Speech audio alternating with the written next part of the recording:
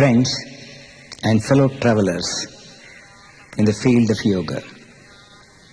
Due to enthusiastic requests from our pupils and lovers of yoga all over the world to learn and recite the Yoga Sutras of Patanjali, I am preparing this audio cassette for you all to get acquainted with the articulation of sound, accent, and pronunciation of words of the sutras. I was waiting for the right person who has studied the Mahabhashya, the grammar. Muralidhar, a pupil of mine, was a friend of Vidwan Sri S.T. Nagaraj, a Pandita in Mahabhashya and also a lover of yoga. I contacted Vidwan Sri S.T. Nagaraj and placed my ideas before him. Without a second's hesitation, he gave his consent and agreed to recite the Yoga Sutras with his pupils Sri Chandrasekhara Bhatt and Venkataramana Bhatt for you to listen first with attention and reverence, and then to recite with a devotion while playing the tape.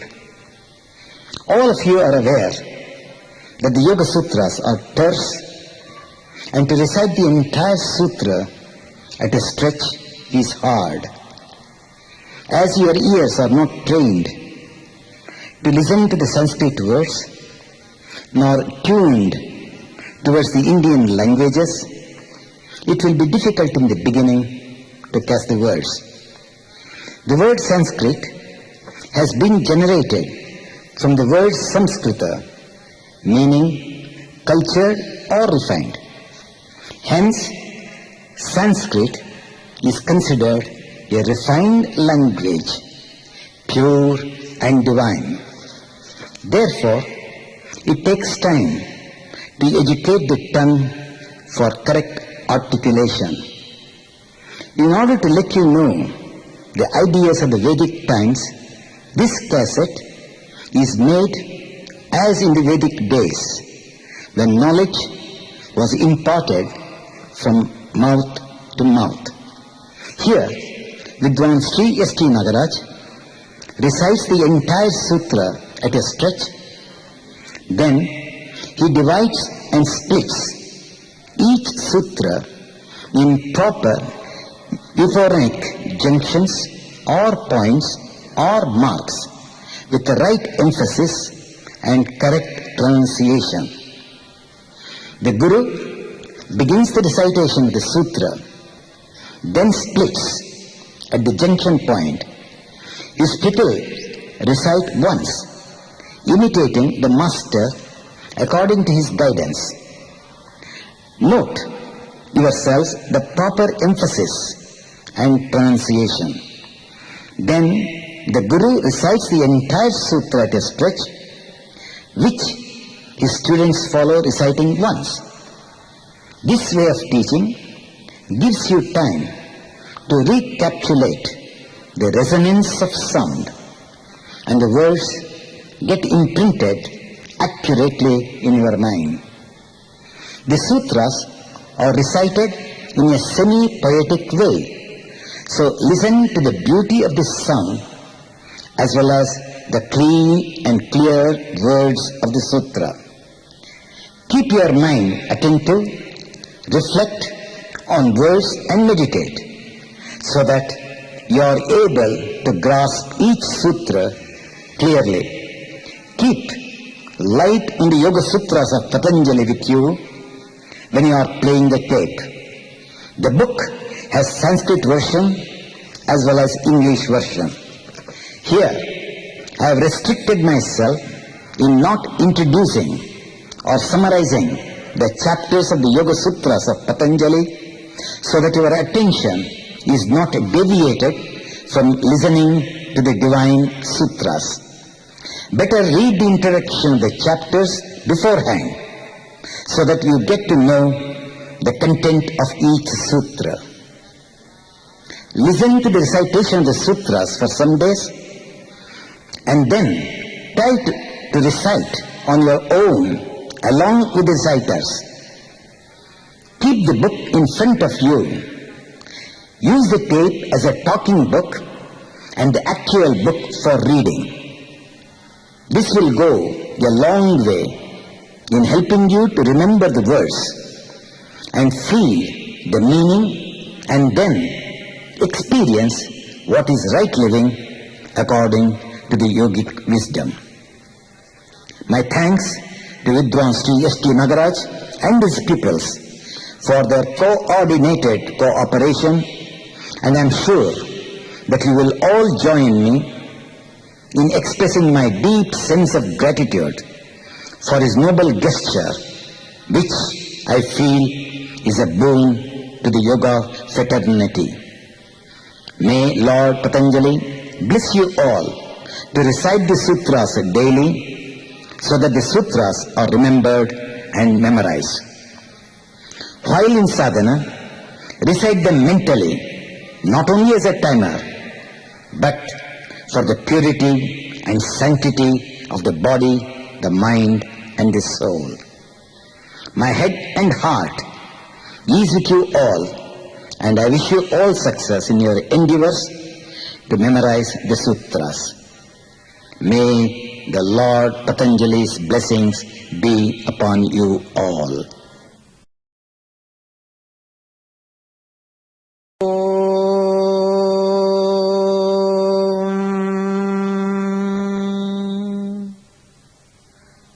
योगेन चित्तस्य पदेन वाचा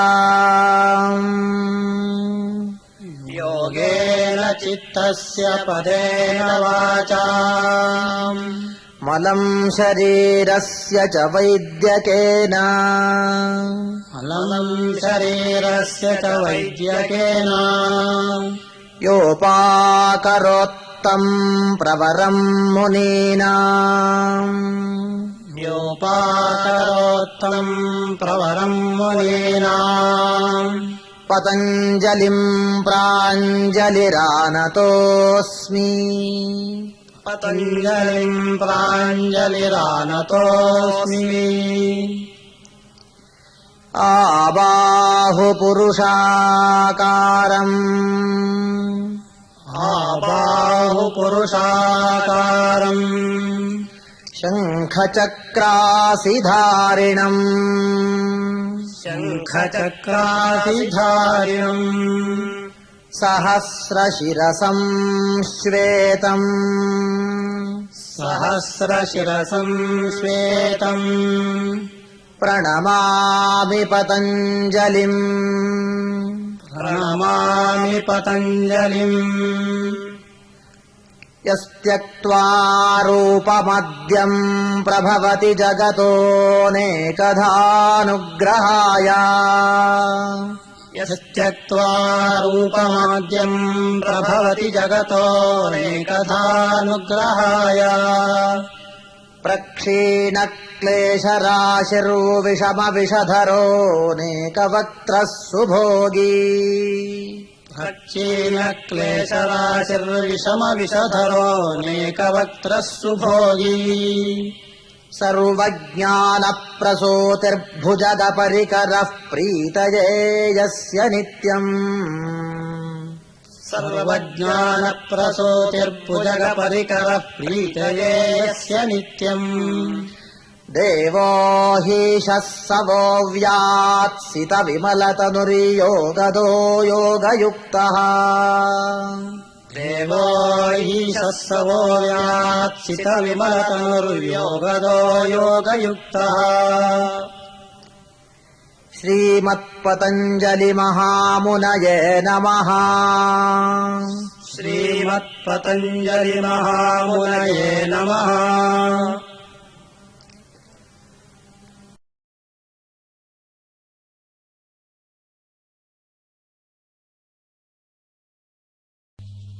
अथ पातञ्जलयोगसूत्रपाठः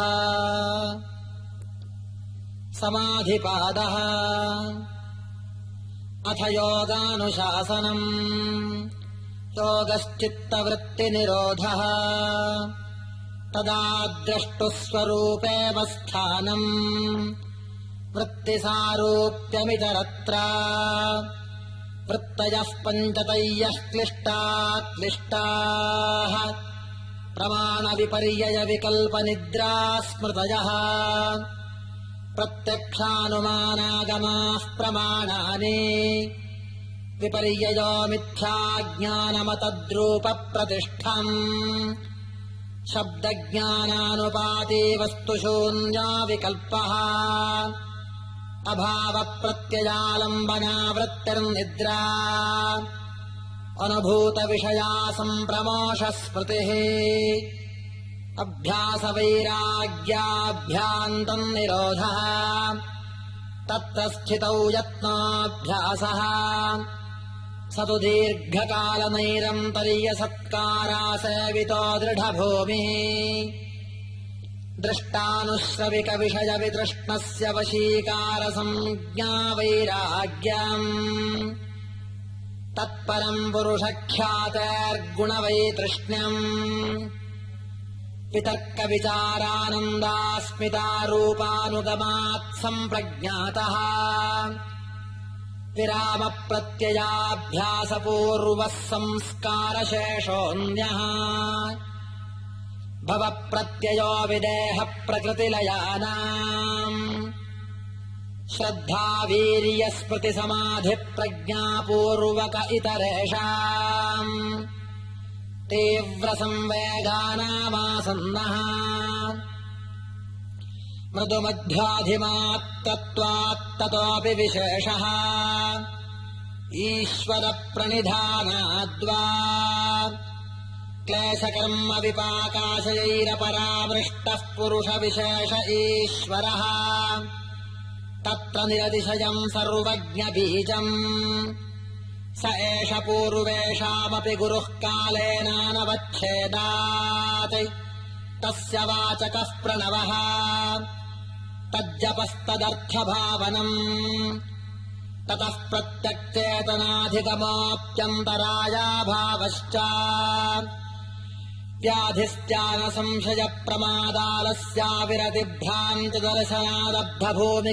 व्याधिस्त्यानसंशयप्रमादालस्याविरतिभ्रान्तिदर्शनादब्धभूमिकत्वानवस्थितत्वानि चित्तविक्षेपास्तेऽन्तरायाः दुःखदौर्मनस्याङ्गमे जगत्वश्वासप्रश्वासाविक्षेपसः भुवः तत्प्रतिषेधार्थमेकतत्त्वाभ्यासः मैत्रीकरुणामुदितोपेक्षाणाम् सुखदुःखपुण्यापुण्यविषयाणाम् भावनातश्चित्तप्रसादनम् प्रच्छर्दनविधारणाभ्याम् वा प्राणस्य विषयवती वा प्रवृत्तिरुत्पन्ना मनसस्थितिनिबन्धने विशोका वा ज्योतिष्मती वीतरागविषयम् वा चित्तम् स्वप्ननिद्राज्ञानालम्बनम् वा यथाभिमतध्यानाद्वा परमाणुपरममहत्त्वान्तोऽस्य वशीकारः क्षीणवृत्तेरभिजातस्यैव मनेर्ग्रहीतग्रहणग्राह्येषु तत्स्थतदञ्जनता समापत्तिः तत्र शब्दार्थज्ञानविकल्पैः सङ्कीर्णा सवितर्का समापत्तिः स्मृतिपरिशुद्धौ स्वरूपशून्येवार्थमात्रनिर्भासा निर्वितर्का एतयैव सविचारा निर्विचारा च सूक्ष्मविषया व्याख्याता सूक्ष्मविषयत्वम् चालिङ्गपर्यवसानम् ता एव स बीजः समाधिः निर्विचारवैशारद्येऽध्यात्मप्रसादः ऋतम्भरा तत्र प्रज्ञा श्रुतानुमानप्रज्ञाभ्यामन्यविषया विशेषार्थत्वात् तज्जः संस्कारोऽन्यसंस्कारप्रतिबन्धे तस्यापि निरोधे सर्वनिरोधान् निर्बीजः समाधिः इति समाधिपादः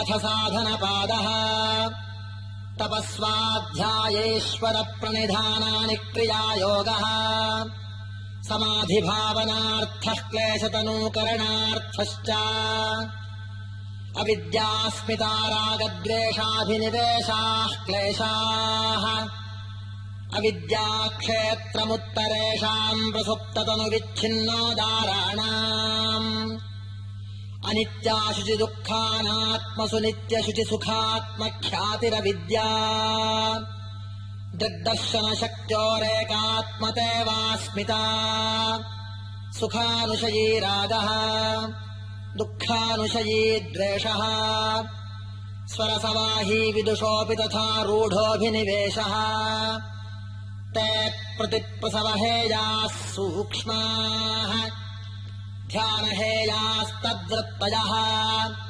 क्लेशमूलः कर्माशजो दुष्टादुष्टजन्म वेदनीयः सति मूले तद्विपाको जात्यायुर्भोगाः ते ह्लादपरितापफलाः पुण्यापुण्यहेतुत्वात् परिणामतापसंस्कारदुःखैर्गुणवृत्तिविरोधाच्च दुःखमेव सर्वम् विवेकिनः हेयम् दुःखमनागतम् द्रष्टृदृश्ययोः संयोगो हेयहेतुः प्रकाशक्रियास्थितिशीलम् भूतेन्द्रियात्मकम् भोगापवर्गार्थम् दृश्यम् विशेषाविशेषलिङ्गमात्रालिङ्गानि गुणपर्वाणि द्रष्टादृशि मात्रः शुद्धोऽपि प्रत्ययानुपश्यः तदर्थ एव दृश्यस्यात्मा कृतार्थम् प्रतिनष्टमप्यनष्टम् तदन्यसाधारणत्वात्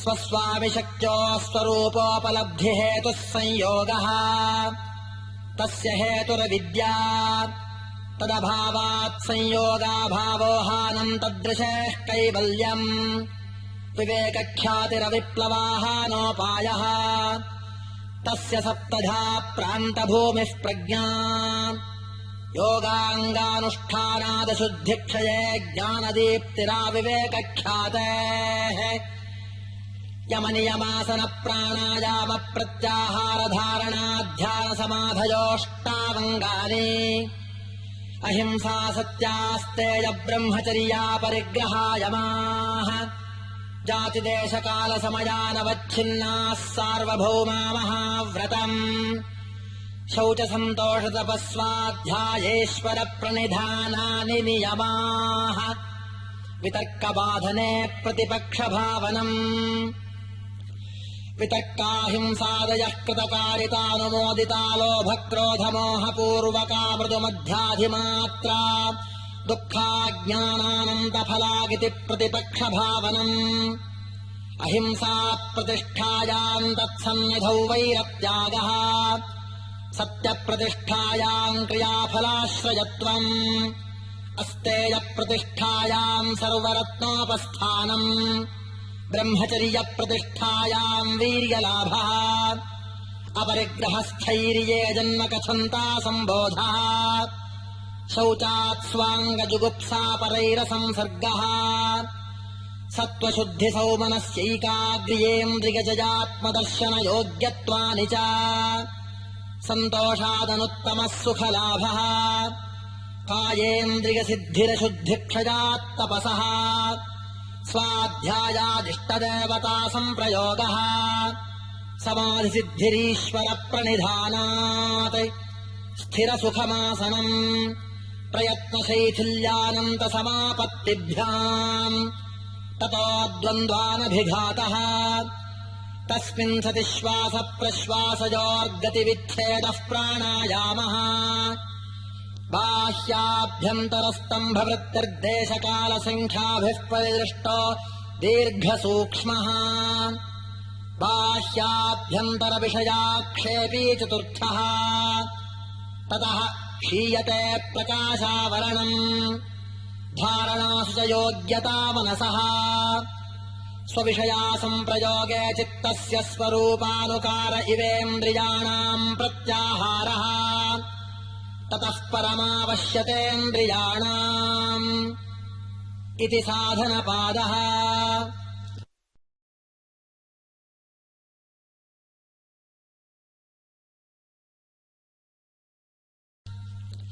अथ विभूतिपादः देशबन्धश्चित्तस्य धारणा तत्र प्रत्ययैकतानताध्यानम् तदेवार्थमात्रनिर्भासम् स्वरूपशून्यमिव समाधिः त्रयमेकत्र संयमः तज्जयात् प्रज्ञालोकः तस्य भूमिषु विनियोगः त्रयमन्तरङ्गम् पूर्वेभ्यः तदपि बहिरङ्गम् निर्बीजस्य व्युत्थाननिरोधसंस्कारयोरभिभव प्रादुर्भावौ निरोधक्षणचित्तान्वयो निरोधपरिणामः तस्य प्रशान्तवाहिता संस्कारात् सर्वार्थतैकाग्रतयोः क्षयोदयौ चित्तस्य समाधिपरिणामः ततः पुनः शान्तोदितौ तुल्यप्रत्ययौ चित्तस्यैकाग्रतापरिणामः एतेन भूतेन्द्रियेषु धर्मलक्षणावस्थापरिणामा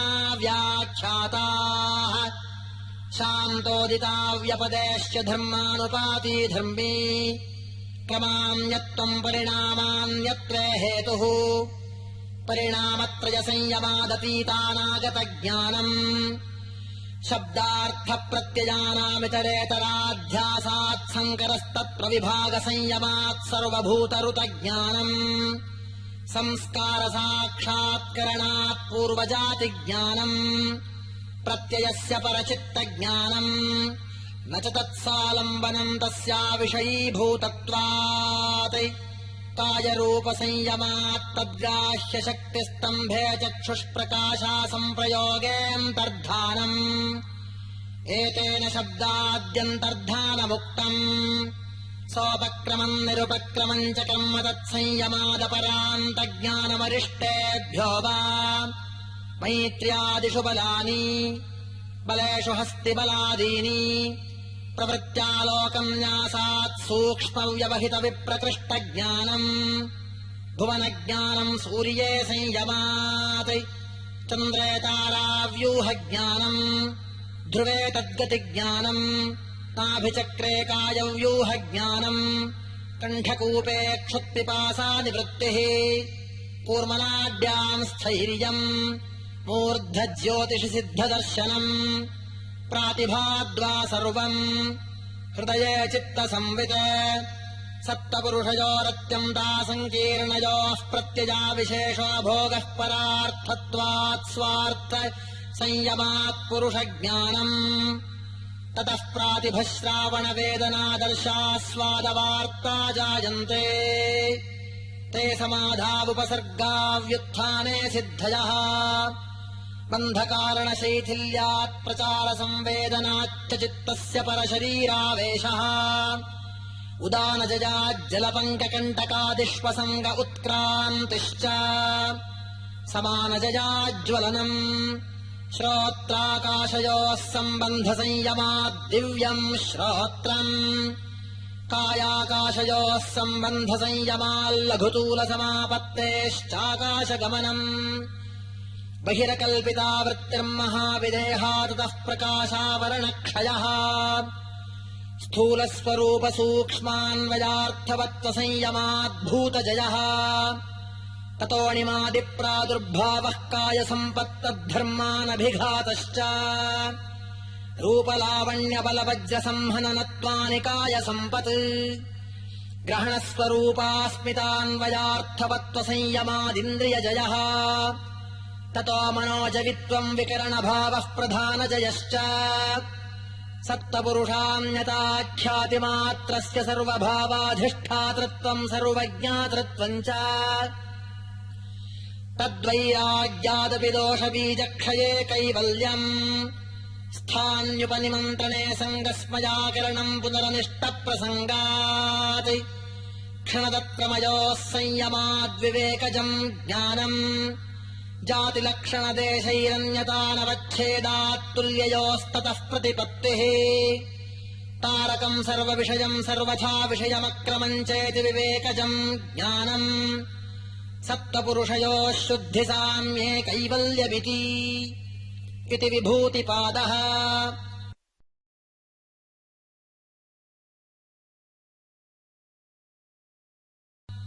अथ कैवल्यपादः जन्मौषधिमन्त्रतपः समाधिजाः सिद्धयः जात्यन्तरपरिणामः प्रकृत्या पूरात् निमित्तमप्रयोजकम् प्रकृतीनाम् वर्णभेदस्तु ततः क्षेत्रिकवत् निर्माणचित्तान्यस्मिता मात्रात् प्रवृत्तिभेदे प्रयोजकम् चित्तमेकमनेकेषाम् तत्र ध्यानजमनाशयम् कर्मा शुक्ला कृष्णम् योगिनस्त्रिविधमितरेषाम् ततस्तद्विपाकानुगुणानामेवाभिव्यक्तिर्वासनानाम् जातिदेशकालव्यवहितानामप्यानन्तर्यम् स्मृतिसंस्कारयोरेकरूपत्वात् तासामनादित्वम् चाशिषो नित्यत्वात् हेतुफलाश्रयालम्बनैः सङ्गृहीतत्वादेषामभावे तदभावः अतीतानागतम् स्वरूपतोऽस्त्यध्वभेदाद्धर्माणाम् ते व्यक्तसूक्ष्मा गुणात्मानः परिणामैकत्वाद्वस्तुतत्त्वम् वस्तु साम्ये चित्तभेदात्तयोर्विभक्तः पन्थाः न चैकचित्ततन्त्रम् चेद्वस्तुतदप्रमाणकम् तदा किम् स्यात् तदुपरागापेक्षित्वाच्चित्तस्य वस्तु ज्ञाता ज्ञातम् सदा ज्ञाताश्चित्तवृत्तयस्तत्र भोः पुरुषस्यापरिणामित्वात् न तत्स्वाभासम् दृश्यत्वात् एकसमये चोभयानवधारणम् चित्तान्तरदृश्ये बुद्धिबुद्धेरतिप्रसङ्गस्मृतिसङ्करश्च चितेरप्रतिसङ्क्रमायास्तदाकारापत्तौ स्वबुद्धिसंवेदनम् द्रष्टृदृश्योपरक्तम् चित्तम् सर्वार्थम् तदसङ्ख्येयवासनाभिश्चित्रमपि परार्थम् संहत्यकारित्वात् विशेषदर्शिन आत्मभावभावनानिवृत्तिः तदा विवेकनिम्नम् कैवल्यप्राग्भारम् चित्तम् तच्छिद्रेषु प्रत्यजान्तराणि संस्कारेभ्यः हानमेषाम् क्लेशवदुक्तम् प्रसङ्ख्यानेऽप्यकुसीदस्य सर्वथा विवेकख्यातेर्धर्ममेधः समाधिः ततः क्लेशकर्म निवृत्तिः तदा सर्वावरणमलापेतस्य ज्ञानस्यानम् चाज्ञेयमल्पम् ततः कृतार्थानाम् परिणामक्रमसमाप्तिर्गुणानाम् क्षणप्रतियोगी परिणामापरान्तनिर्ग्राह्यः क्रमः पुरुषार्थशून्यानाम् गुणानाम् प्रतिप्रसवः कैवल्यम् स्वरूपप्रतिष्ठा वा चितिशक्तिरिति इति कैवल्यपादः इति श्रीमत्पतञ्जलिमहामुनिप्रणीतो योगसूत्रपाठः।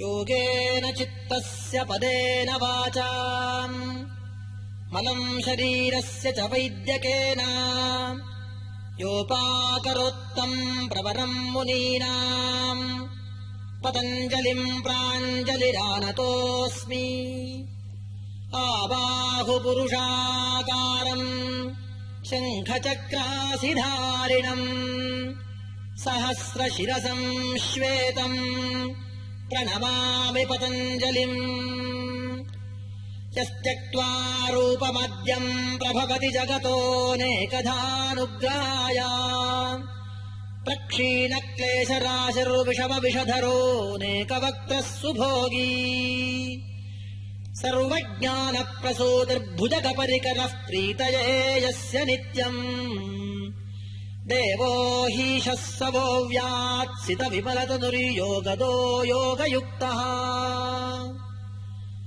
ॐ पूर्णमदः पूर्णमिदम् पूर्णात् पूर्णमुदच्यते पूर्णस्य पूर्णमादाय पूर्णमेवावशिष्यते। ॐ शान्तिः शान्तिः शान्तिः।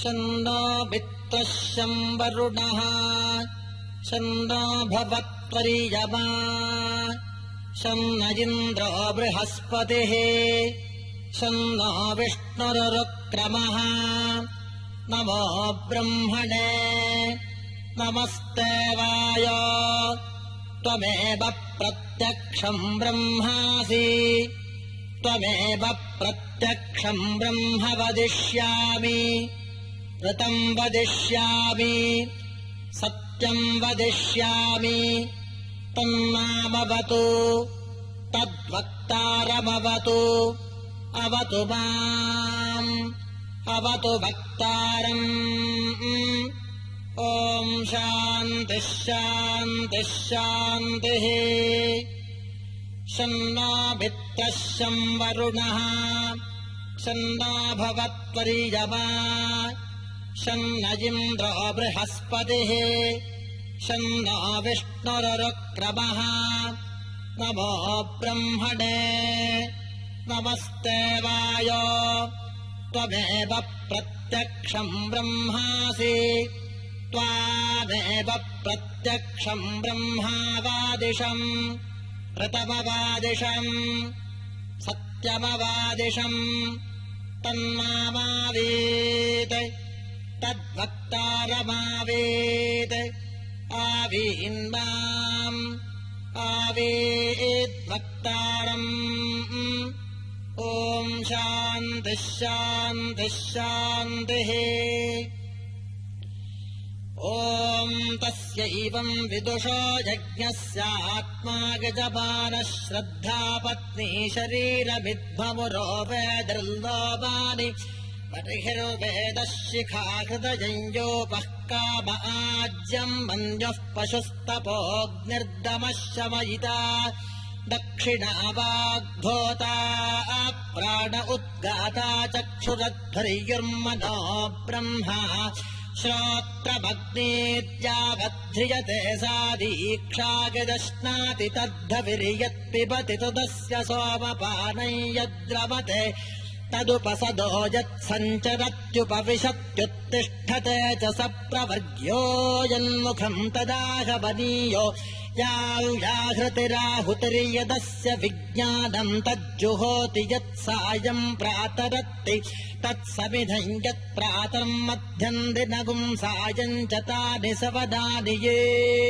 अहोरात्रे ते दर्शपूर्णमासौ येऽर्धमासाश्च मासाश्च ते चातुर्मास्यानि ऋतवस्ते पशुबन्धा ये संवत्सराश्च परिवत्सराश्च ते हर्गणाः सर्ववेदसंवा एतत्सत्रम् यन्मरणम् तदवभृत एतद्वै जरामर्यमग्निहोत्रगुम् सत्रम् यजेवम् विद्वानुदगयने प्रमीयते देवानामेव महिमानम् गत्वादित्यस्य सायुज्यम् गच्छत्यथयो दक्षिणे प्रमीयते पितॄणामेव महिमानम् गत्वा चन्द्रमसः सायुज्यगुम् स लोकतामाप्नोत्येतौ वै सूर्या चन्द्रमसोर्महिमानौ ब्राह्मणो विद्वानभिजयति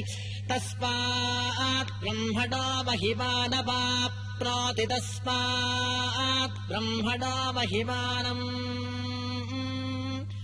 सहनाववतु सह नो भुनक्तु सह वीर्यम् करवावहै तेजस्विनावधीतमस्तु मा विद्विषावहै ॐ शान्तिः शान्तिः शान्तिः. Friends,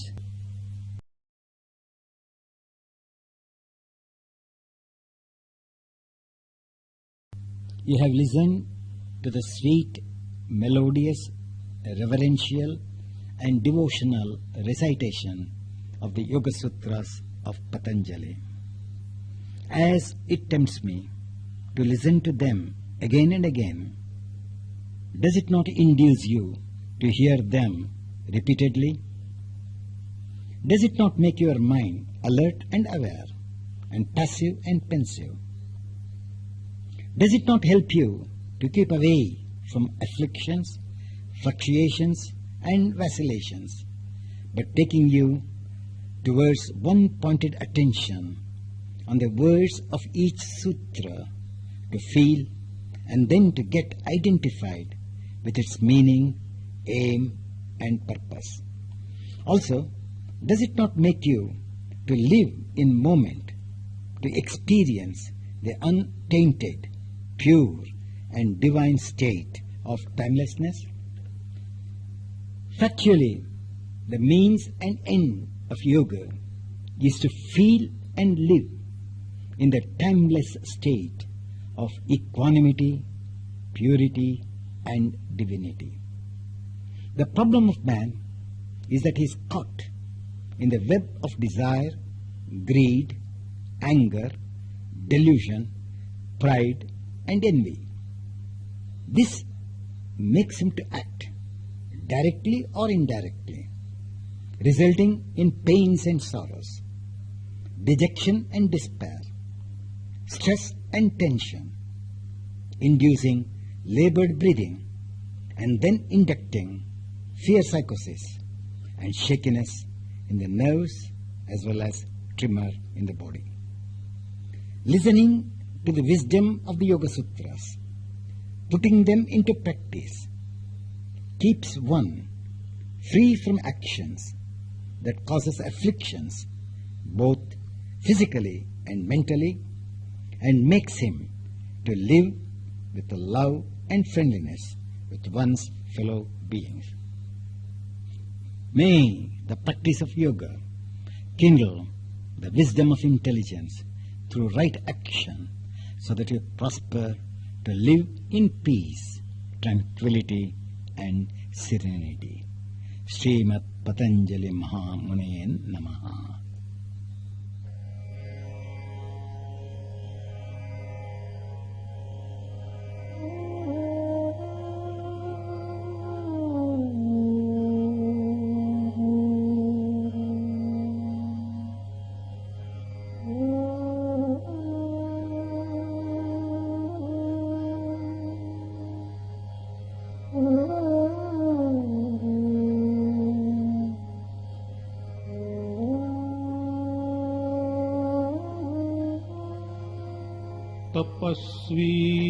तपस्वीभ्योऽधिको योगी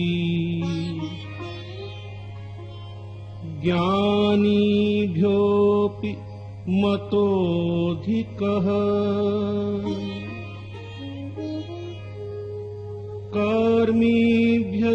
कर्मीभ्यश्चाधिको योगी तस्माद्योगी भवार्जुन।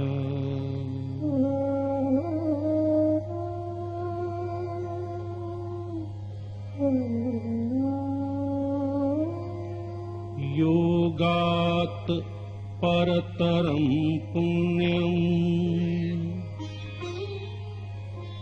योगात् परतरं शिवम् योगात् परतरं सूक्ष्मम् योगात् परतरं नहि।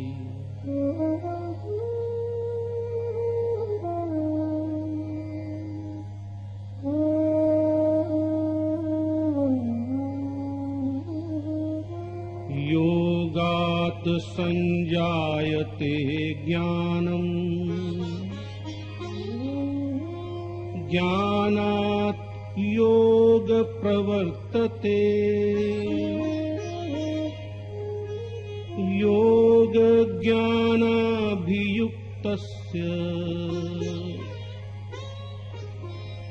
प्रसीदति महेश्वरः।